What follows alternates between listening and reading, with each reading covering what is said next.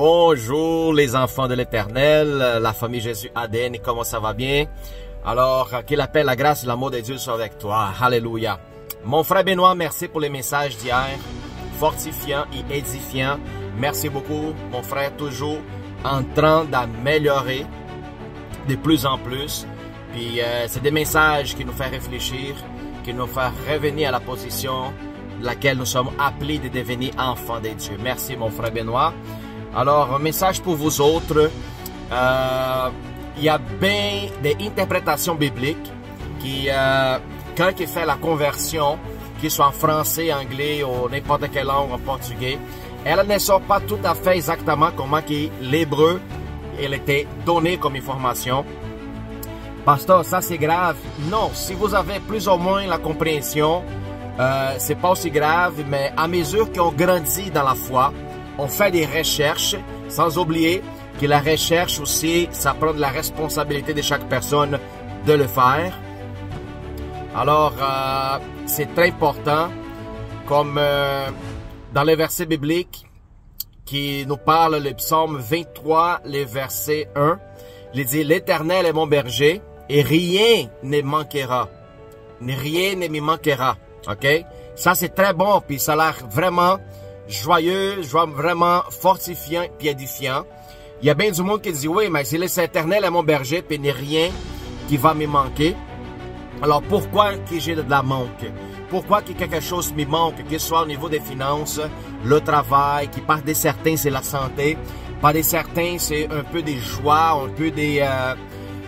peu importe la cause, les gens se demandent, mais c'est lui, c'est mon berger, c'est lui qui prend soin de moi. Pourquoi que ça me manque ça? Alors, la version hébreu de le psaume 23, je vais vous dire exactement comment que le verset elle est dit.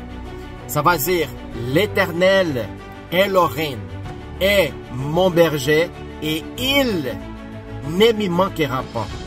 OK?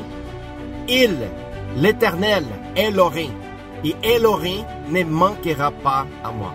Ça va dire, le Seigneur ne va jamais m'abandonner. Ça ne veut pas dire qu'il va supprimer le bien matériel, mais plutôt lui serait avec nous autres parmi notre difficulté et nos souffrances.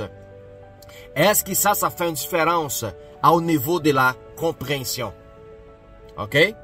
Est-ce que je vous pose la question, ça fait-tu une différence au niveau de la compréhension? Rien ne me manquera ou Elohim ne me manquera pas. Alors, Dieu sera toujours présent. Dieu sera toujours à l'épreuve. Il a la difficulté avec nous autres. Nous passerons par les épreuves, jamais seuls, mais toujours dans la présence parce que c'est lui qui nous fortifie, c'est lui qui nous soutient, c'est lui qui nous donne la sortie parmi notre tribulation. C'est ça que ça fait toute la différence dans cette verset biblique. Alors, si ça vous cause un impact, ça vous cause vraiment un intérêt de savoir plus, alors c'est nous de chercher, c'est nous de nous informer. Tout ce que je puisse savoir au niveau de la connaissance, de l'information, je vais vous transmettre. C'est mon devoir, c'est mon obligation de le faire pour tous ceux qui nous accompagnent, qui attendent de grandir avec nous. Amen. Alors, restez connectés, soyez en lumière n'importe où ce que vous êtes. N'oubliez pas, Elohim ne vous manquera pas. Dieu ne va jamais vous abandonner, il ne vous laissera jamais tout seul. Alors, vous êtes un enfant bien aimé, bien choisi de Dieu, puis rendez grâce et rendez gloire à lui, parce que lui est bon. Amen. Sois béni tout le monde, un excellent jeudi avec la pluie de Dieu à notre vie. Amen. Sois béni, à bientôt.